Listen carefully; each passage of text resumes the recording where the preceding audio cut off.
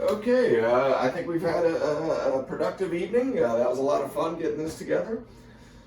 And I'd just like I'm not trying to make the project unnecessarily complex, but what I've done by going through this little bit of trouble, first of all, these came out really nice. I mean, you coat these with that CA, and that just feels so much more solid. I got, well inside the edges on both sides. Yeah, good idea to do that. Anyway, not to try to make the project overly complex, but what this accomplishes is it makes the rocket so much more versatile in that by doing this, and what I mean by doing this is by, the single deploy configuration, you generally have a coupler that's permanently affixed to the forward airframe, as we already mentioned. So with these removable screws, I can now swap this out for the ab bay. So I really have three, as far as recovery goes, I have three configurations now. I can do traditional motor, single motor ejection at apogee or wherever, or near apogee, and just come down that way. If you got a big field or it's only going to be 1,500 feet or something like that, then yeah, absolutely. Just do it that way. Option two is same configuration, rocket-wise, but recovery-wise, you can do a chute roofing device like the Jolly Roger, which I think is a brilliant idea to really simplify two-stage recovery.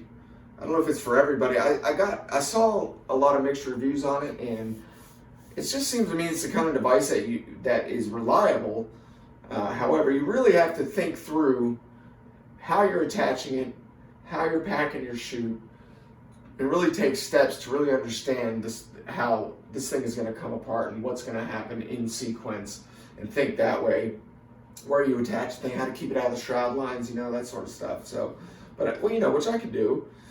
So I think that's definitely an option, and maybe even have a long streamer with it as it falls. So that's recovery number two. And then of course, then I would take this coupler out, put the ab bay coupler in. I haven't even mocked it up yet or anything. By the way, I haven't even looked at these instructions yet, so I don't know how much further I'm going to get without doing so. It's a pretty simple rocket to put together. I mean, but I don't know how far I'll get. I don't know if I'll ever look at them. But anyway, swap this coupler out with the ab bay, and then have traditional two-stage deployment that way. So that's three.